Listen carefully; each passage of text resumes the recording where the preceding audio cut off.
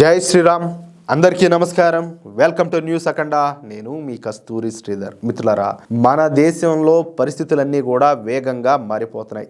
ఎవరు అవునన్నా ఎవరు కాదన్నా కూడా ముస్లింల జనాభా మన దేశంలో వేగంగా పెరుగుతుంది.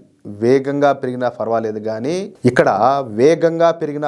కానీ అసహజంగా ఈ ముస్లింల జనాభా అనేది పెరుగుతుంది వాంటెడ్గా. ఇందుకోసం కొన్ని ముస్లిం ఆర్గనైజేషన్లో ఒక ఆర్గనైజేషన్గా పనిచేస్తున్నాయి అన్నమాట, వాంటెడ్గా. ఈ క్రమంలోనే వీళ్ళు ముస్లింలను బాల్య వివాహాల వైపుకో ప్రోత్సహించడం, ఒక్కొక్కరు ఎక్కువ పెళ్లిళ్ళు చేసుకోవడం, ఒక్కొక్కరు ఎక్కువ మంది పిల్లలను ఉద్దేశపూర్వకంగా కనడం, అలాగే ఇతర దేశాల నుంచి పెద్ద సంఖ్యలో అక్రమ వలసదారులను మన దేశంలోకి తీసుకురావడం ద్వారా మన దేశంలో ముస్లింల జనాభాను పెంచాలని చెప్పేసి ఉద్దేశపూర్వకంగా ప్రయత్నాలు అయితే చేస్తున్నారు.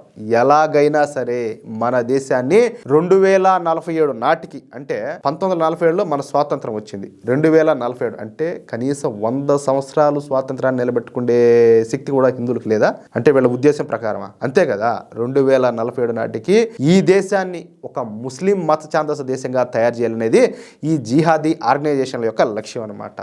చూడండి ఎంత దారుణం. ఈ క్రమంలోనే వాళ్ళైతే కొంత మేరకు విజయం కూడా సాధించారు. స్వాతంత్రం వచ్చే నాటికి, అంటే మన భారతదేశానికి స్వాతంత్రం వచ్చే నాటికి మన దేశంలో కేవలం 3.7% ఉంటుంటే ముస్లింల జనాభా ఇప్పుడు ఏకంగా 16% అయితే చేరుకునింది. ఇది అధికారికంగా మాత్రమే. అనధికారికంగా అయితే ఆ లెక్క వేరే ఉంటుంది. భారతదేశంలో అధికారిక జనగణన ప్రక్రియ ఇంకా జరగాల్సి ఉండదన్నమాట. అయితే అందుబాటులో ఉన్నటువంటి వివిధ ప్రభుత్వ నివేదికలు, అలాగే అంతర్జాతీయ సంస్థల అంచనాల ప్రకారం మన భారతదేశ జనాభా 2025లో 145 నుంచి 146 కోట్లు ఉంటుందని చెప్పేసి ఒక అంచనా అన్నమాట.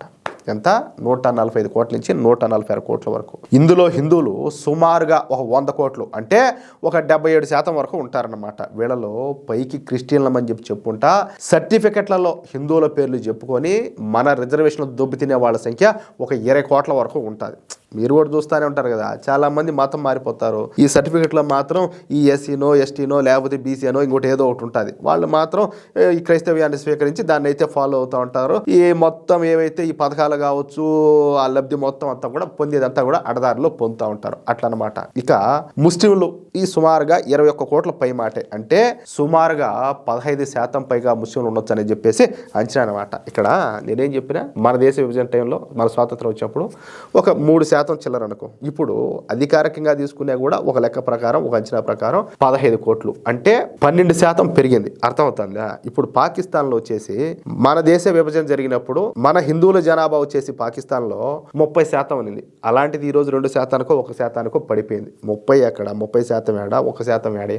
బంగ్లాదేశ్లో తీసుకుంటే హిందువుల జనాభా 27% ఉన్నింది, ఈ రోజు 7%కి పడిపోయింది. చెప్పాలంటే ఇంకా అంతకంటే తక్కువ కూడా ఉండొచ్చు. పాకిస్తాన్లో చూస్తేనేమో అట్లుండే, బంగ్లాదేశ్లో చూస్తేనేమో ఇట్లుండే, భారతదేశంలో చూస్తేనేమో ఇట్లుండే. పైగా ఏంటంటే ఓయమ్మ భారతదేశంలో మైనార్టీలంతా కూడా వివక్షకు గురైపోతున్నారు, మైనార్టీలు హక్కులు లేకుండా పోతున్నాయి, బీజేపీ మత రాజకీయాలు చేస్తుందని చెప్పి మాట్లాడతారు. అసలు 1947లో మత ప్రాతిపదికనే కదా మన దేశాన్ని విభజించారు. అప్పుడే బీజేపీ ఉన్నిందా? మరి ఎందుకు విభజించారు అప్పుడు అదేంది అదంతా కూడా? అట్లని చెప్పేసి హిందువుల మీద వీళ్ళకి ఏమైనా ప్రేమ అంటే అది కూడా కాదు. అంటే కావాలని చెప్పేసి ముస్లింలకు ఒక సపరేట్గా దేశం ఇచ్చేసి ఈ దేశాన్ని సెక్యులర్ దేశంగా మార్చేసి మనల్ని అమాంతం వెనక ముందు నాకిచ్చేసారు. అర్థమవుతుందా? అది మ్యాటర్. అయితే సరే, 1951 నుంచి 2011 వరకు ఈ జనాభా పెరుగుదల ధోరణిలో చూస్తే కొన్ని కీలకమైన విషయాలన్నీ కూడా ఈ విధంగా అర్థమవుతాయి. అంతర్జాతీయంగా చూసుకుంటే ఇండోనేషియా, అలాగే పాకిస్తాన్ తర్వాత ప్రపంచంలోనే అత్యధిక సంఖ్యలో ముస్లింలు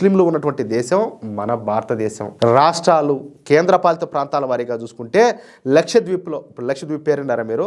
ఆ లక్షద్వీప్లో 96.58% ముస్లింలు ఉన్నారు. జమ్మూ కాశ్మీర్లో తీసుకుంటే 68.31% మంది ముస్లింలు ఉన్నారన్నమాట. అట్లున్నది వాళ్ళ మెజారిటీ అక్కడ. అంటే అంత ఎట్లా 68% మంది అనేదని మీరు అనుకోవచ్చు. ఎందుకంటే జమ్మూలో వచ్చేసి హిందువుల పాపులేషన్ ఎక్కువ ఉంటుంది అనమాట. కాశ్మీర్లో చూస్తే అంతా వాళ్ళే. ఇక యూపీ, పశ్చిమ బెంగాల్, బీహార్లో కూడా ఈ ముస్లింలు అంతా కూడా పెద్ద సంఖ్యలో ఉన్నారు. మన హిందువులతో పోల్చితే ముస్లింలలో ఈ బహుభార్యత్వం అంటే ఎక్కువ మందిని పెళ్లి చేసుకోవడం అనమాట, అదంతా కూడా ఎక్కువ ఉన్నది. పైగా వాళ్ళంతా కూడా కుటుంబ నియంత్రణ కూడా సరిగ్గా పాటించడంలా. దీనివల్ల వాళ్ళ జనాభా క్రమంగా పెరుగుతుందనేది స్పష్టం అవుతుంది. హిందువుల పరిస్థితి మాత్రం ఇందుకు భిన్నంగా ఉండదు అనమాట. క్రమంగా మన హిందువుల జనాభా అయితే తగ్గుతుంది. కొంచెం జాగ్రత్తగా వినాలి మీరు ఈ పాయింట్లన్నీ కూడా. ఇక్కడ మనం గమనించాల్సిన విషయం ఏంటంటే కోవిడ్ కారణంగా 2021లో జనగణన అయితే జరగల. అందుకే ఇక రాబోయే రోజుల్లో అంటే బహుశా 2026లో ఈ ప్రక్రియ అయితే పూర్తిగా ప్రారంభం కానున్నదనమాట. ఈ ప్రక్రియ గనక పూర్తయితే ఈ అధికారిక గణాంకాలన్నీ కూడా వెల్లడవుతాయి. ఇక ఈ విషయం పైన మన బీజేపీ ఎంపీ అయినటువంటి నవనీత్ కౌర్ గారు మొదటిసారి కొన్ని సంచలన వ్యాఖ్యలు అయితే చేశారు. ఇక్కడ సంచలన వ్యాఖ్యలు అనే దానికంటే ఎలా నిక్కచ్చిగా నిజాలు మాట్లాడినారంటే ఇంకా చాలా బాగుంటుంది. మహారాష్ట్రకు చెందినటువంటి నవనీత్ కౌర్ గారు ఈ విషయం పైన మొదటిసారి అద్భుతంగా స్పందించి అందరికీ ఆదర్శంగా నిలిచినారనమాట. ఈ సందర్భంగా ఆవిడ మాట్లాడుతా మనది హిందూ దేశం, హిందువులకు ఉన్నటువంటి ఒకే ఒక్క దేశం మన భారతదేశమే. చూస్తా ఉంటే మన హిందువుల పైన పెద్ద ఎత్తున కుట్రలు జరుగుతూ ఉన్నట్టయితే స్పష్టంగా కనపడుతుంది.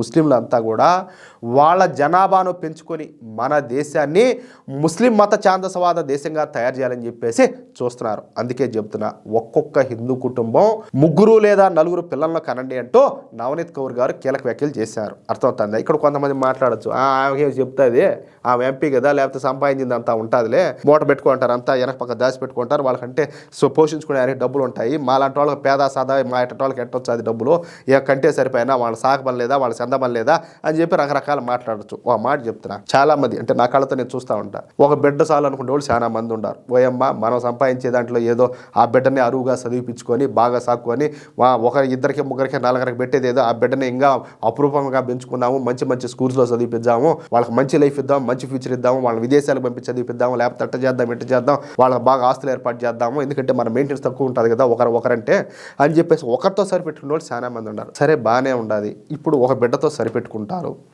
అర్థమవుతుంది. అంటే మన్నించండి నన్ను, వాంటెడ్గా ఎవరైతే ఈ పని చేస్తారో వాళ్ళు మాత్రమే అంటున్నా. అంటే ఒకవేళ పిల్లలు కలగకుండా లేకపోతే ఏదైనా ఆరోగ్యపరమైన సమస్యలు ఉంటే వాళ్ళకి ఈ మాటలు అయితే వర్తించవు. అర్థమవుతుందా? వాంటెడ్గా పిల్లలు వద్దనుకునే వాళ్ళకి మాత్రమే ఈ మాటలు అనమాట. బాగానే ఉండాలి, మీ బిడ్డను నువ్వు అనుకున్నట్టే బాగా మంచి మంచి కార్పొరేట్ స్కూల్స్లోనూ కాలేజెస్లోనూ బాగా చదివిపిస్తావు, పై చదువులు చదివేదానికి విదేశాలకు పంపిస్తావు, చెప్పాలంటే ఆయన గారికి ఇక్కడ ఆస్తులు కూడా ఏర్పరుస్తావు. ఇప్పుడు నీ మాదిరి కంటే ఒకరిని కనాలని చెప్పేసి ఉండేవాళ్ళు కొంతమంది ఉంటారు, కొంతమంది ఏమో నాకు పెళ్ళే వద్దనుకునే వాళ్ళు కొంతమంది ఉంటారు. హిందువుల జనాభా ఏమవుతుంది, మంచుగడ్డ మారి కరిగిపోతుంది. వాళ్ళ జనాభా ఒక 50% అట్లా వచ్చింది అనుకో, అంటే వాళ్లకు రాజ్యాధికారం ఏర్పాటు చేసుకునే ఆ సత్తా వాళ్ళకి కలిగింది అనుకో. ఇప్పుడు మీకు బాగా అర్థమయ్యేటట్టు ఇంకో పాయింట్ చెప్తా. ఇప్పుడు హైదరాబాద్లో పాత బస్తీ ఏరియా ఉండాలి, ఎవరు అసదుద్దీన్ ఓవైసీ ఎంపీగా ఉన్నాడు కదా, నువ్వు తలకాయ కింద పెట్టి కాళ్ళు పైకెత్తి తపస్సు చేసినా కానీ అక్కడ ఎంఐఎం పార్టీ తప్పితే ఇంకో పార్టీ గెలిచదు. నువ్వు కాంగ్రెస్ పోటీ చేయని, బీఆర్ఎస్ పోటీ చేయని, లేకపోతే ఎటువంటి సూడో సెక్యులర్ పార్టీ పోటీ చేయని, నువ్వు ఎవరు పోటీ చేసినా కూడా ఆడ ఎంఐఎం తప్పితే ఇంకో పార్టీ గెలదు. అంతెందుకు రీసెంట్గా బీహార్లో ఎలక్షన్స్ జరిగినాయి, ఆడ కూడా అంతే. ఇప్పుడు వాళ్ళ సంఖ్య వాళ్ళ జనాభా ఎక్కడైతే ఎక్కువ ఉండదో అక్కడ ఎంఐఎం పార్టీనే గెలిచింది. ఏమి 80 ఆడే ముద్రించాడా, లేకపోతే కాదు ఆ నియోజకవర్గాల్లో ఏమైనా బంగారు తాపడం ఏమైనా వేసాడా, లేకపోతే ఈ అభివృద్ధి పథకాలన్నీ ప్రవేశపెట్టి వాళ్ళ జీవితాల్లో ఏమైనా వెలుగులు ఏమైనా నింపినాడా? కాదు, కేవలం మత పిచ్చి. అంటే మన జనాభా ఎక్కువ ఉంటే మన ఓట్లు మనకి మనం వేసుకుందాం, ఎందుకు వేయాలి, ఇంకా వేరే వాళ్ళకి ఎందుకు వేయాలా? అది ఆర్జేడీ పార్టీ కావచ్చు, కాంగ్రెస్ పార్టీ కావచ్చు, ఎటువంటి సూడో సెక్యులర్ నా బొచ్చులో పార్టీ అయినా సరే, అది ఎటువంటి పార్టీ అయినా సరే, వాళ్ళకి ఎందుకు వేయాలి ఓట్లు? ఎవరూ లేనప్పుడే ఇలాంటి వాళ్ళకి వేస్తారు, ఎందుకంటే వాళ్ళు వీళ్ళకి చెప్పిన మాట వింటారు కాబట్టి. ఒకవేళ లేదు వీళ్ళ జనాభాని ఎక్కువనిది, వాళ్ళ ఓట్లు వాళ్ళు వేసుకుంటారు, వాళ్ళ క్యాండిడేట్నే ఎంపీగానో ఎమ్మెల్యేగానో గెలిపించుకుంటారు. అంటే రాజ్యాధికారం ఒక్కసారి కనుక జనాభా పెరిగి వాళ్ళ చేతలేకపోయిందంటే మీ బతుకులు ఏమవుతాయో చూడండి, ఒకసారి ఆలోచించండి. అప్పుడు మీ ఒకగానొక బిడ్డకు మీరంతా కాయా కష్టం చేసి ఆయన ఏదో చదివించుకున్నామని చెప్పేసి ఆయనకి ఏదో ఆస్తుపాస్తులను ఏర్పాటు చేస్తారు కదా, ఒక్కసారి వాళ్ళ జనాభా పెరిగిందంటే పాకిస్తాన్లో హిందువుల విషయంలో ఏదైతే జరిగిందో, బంగ్లాదేశ్లో ఇప్పుడు హిందువుల విషయంలో ఏదైతే జరుగుతుందో మీ విషయంలో మీ బిడ్డ విషయంలో కూడా అదే జరుగుతుంది. ఆ రోజు బహుశా కాదు మీరు ఉంటే ఉండొచ్చు, లేకపోతే ఈ వయసు పెరిగిపోయి అప్పటికి మీరు లేకుండా కలిసిపోవచ్చు. అప్పుడు మీ బిడ్డ పరిస్థితి ఏంది అంటే మన పాపులేషన్ తగ్గిపోయినప్పుడు మీరు చదివిపించిన చదువులు మీరు కూడబెట్టిన ఆస్తులు ఏడబెట్టుకుంటారో అంటాలే. కాబట్టి ఖచ్చితంగా ఈ కుట్రలన్నింటినీ మనం ఎదుర్కోవాలా. ఖచ్చితంగా ఇటువంటి ఆలోచనలు పెట్టుకోవద్దు. నేను పెళ్లి చేసుకోను, లేకపోతే నాకు ఒక బిడ్డ చాలు, ఇవన్నీ పెట్టుకున్నారంటే మీ బిడ్డల భవిష్యత్తు మీరే సర్వనాశనం చేసినట్టు. ఇదైతే ముమ్మాటికి వాస్తవం. సరే, ఇక కొంతమంది అయితే ఎక్కువ మంది పిల్లలను కానీ హిందుస్థాన్ను పాకిస్తాన్గా మార్చాలని చెప్పేసి చూస్తున్నటువంటి కొంతమంది కుట్రలను కూడా తిప్పుకొట్టాలని చెప్పేసి నవనీత్ కౌర్ గారు పిలుపునిచ్చారు.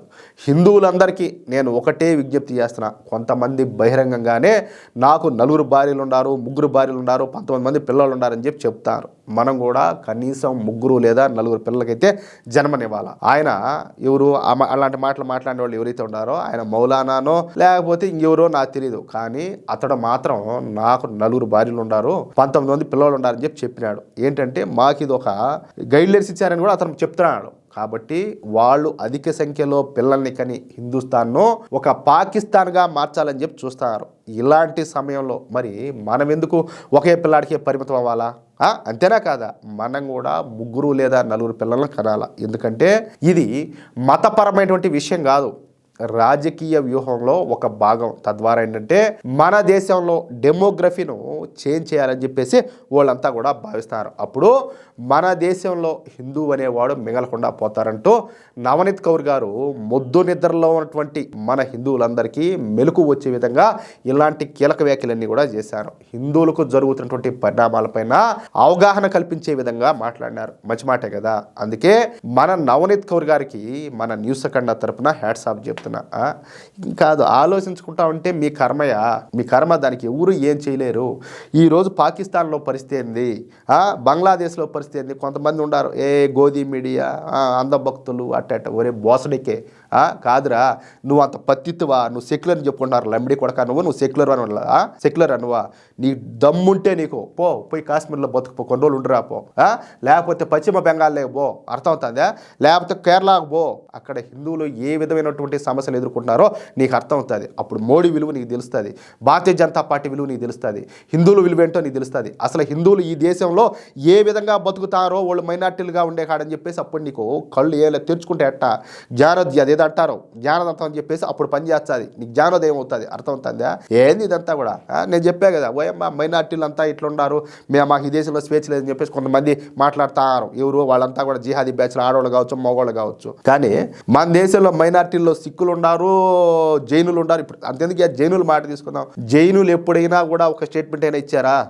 ఈ దేశంలో వాళ్ళు కూడా మైనార్టీలే. ఎప్పుడైనా కూడా మేము ఈ విధంగా ఉన్నాము, మాకు ఈ దేశంలో మాకు స్వేచ్ఛ లేదు, స్వతంత్రం లేదు, మమ్మల్ని ఇట్లా అనదొక్కుతారని చెప్పేసి ఏ రోజైనా జైనులు ఎప్పుడైనా ఒక్కసారైనా మాట్లాడినారా? చెప్పాలంటే మన దేశంలో జైనుల శాతం వచ్చేసి నాకు తెలిసి 1% కూడా లేదు. కేవలం కొన్ని లక్షల మంది మాత్రమే ఉన్నారు. ఏ రోజన్నా వాళ్ళు మాట్లాడినారా? ఇంకొకటి ఏంటంటే మన దేశంలో 10% ఎవరైనా దాటినారంటే వాళ్ళ మైనార్టీ హోదాకైతే వాళ్ళు అర్హులు కాదు. మరి వీళ్ళు ఇంత పెరిగినారు, ఇంకా మైనార్టీలు ఏంది, కోట్ల మంది తయారైపోయినారు. చెప్పాలంటే మన దేశంలో 1/4 భాగం పైన వచ్చేసారు. ఇంకా మైనార్టీలు ఏం మైనార్టీలు? ఇక్కడ ఓటు బ్యాంకు రాజకీయాలకు పాల్పడితే సంఖ నాకిపోతాం, మన భవిష్యత్తులే ఏలా నాకిపోతాయి. ఎట్నే ఊరికే కూడా కాకుండా అనుకుంటారు వీళ్ళు ఊరికే మా ఓట్లు వేయించుకొని ఎట్ట కాలం వెళ్దామని చెప్పేసి వాళ్ళకు ఈ ముల్లాలకు, మౌల్వీలకు, ఈ పాస్టర్లకు అందరికీ వాళ్ళకి సపరేట్గా జీతాలు ఇవ్వడం, వాళ్ళకి పండుగలు వచ్చినప్పుడు వాళ్ళకి అన్ని కూడా ఇంత ఎగదోయడం చేయడం అంతా చేస్తారు. ఒకసారి మీ చేతనైతే ఏ పార్టీ అయినా సరే నేను సవాల్ చేస్తున్నా, ఒకసారి పాత బస్తీలో ఒకసారి వచ్చి అసదుద్దీన్ ఓవైసీ మీద పోటీ చేసి గెలిచండి చూద్దాం.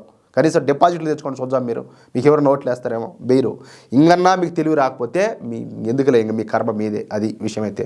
మిత్రులారా, ఈ న్యూస్ కనుక మీకు నచ్చినట్లయితే ఖచ్చితంగా ఈ న్యూస్ నలుగురికి షేర్ చేయండి. అలాగే ప్రతి ఒక్కరు కూడా మీ యొక్క అమూల్యమైనటువంటి అభిప్రాయాలను కామెంట్ రూపంలో తెలియజేయండి. ఎందుకంటే ఓయమ్మ ఇదంతా మతాల మధ్య ఏదో చిచ్చు పెడతాడు, అదిగిని ఇదిగని మాట్లాడతారు. కాదులే, పాలస్తీనాలో ఏం జరుగుతుందో మీకు తెలుస్తుంది, బంగ్లాదేశ్లో ఏం జరిగేది మీకు తెలియదు. మీరు మళ్ళా మత రాజకీయాల గురించి, మతాల మధ్య చిచ్చు పెట్టే దాని గురించి మీరు మాట్లాడతారు. కనీసం భారత మాతాకి జై అనరు. ఒరే, నువ్వు ఈ దేశంలో పుట్టి భారత మాతాకి జై అన్నోడివి, నీ నోట్లోంచి ఆ మాట రాలా నీకు? అప్పటికి నీ గైడ్లైన్స్ ఎంత స్ట్రాంగ్గా వచ్చి ఉంటుంది. పాకిస్తాన్కి జిందాబాలు కొడతారు, పాలస్తీనాకి జిందాబాలు కొడతారు. భారత మాతనే గౌరవించినోడివి ఇప్పుడు మా అమ్మను నువ్వు గౌరవిస్తావా? లేకపోతే ఇంకొకరి తల్లిని నువ్వు గౌరవిస్తావా? పక్కన వాడి తల్లిని గౌరవించలేనోడివి కాదు, నువ్వెవడివిరా? ఇంకా కాదు, నీకెందుకు మేము రెస్పెక్ట్ ఇవ్వాలి ఈ దేశంలో? అసలు నువ్వు ఈ దేశంలో ఉండడానికి నువ్వు వరకుడివేనా అంటాలే. దయచేసి ప్రతి ఒక్కరు కూడా ఆలోచించండి. అలాగే ఇంతవరకు మీరు కనుక మన ఛానల్ను సబ్స్క్రైబ్ చేసుకోనట్లయితే ప్రతి ఒక్కరు కూడా మన ఛానల్ను సబ్స్క్రైబ్ చేసుకోండి, సపోర్ట్ చేయండి ప్లీజ్. జై శ్రీరామ్, జై హింద్.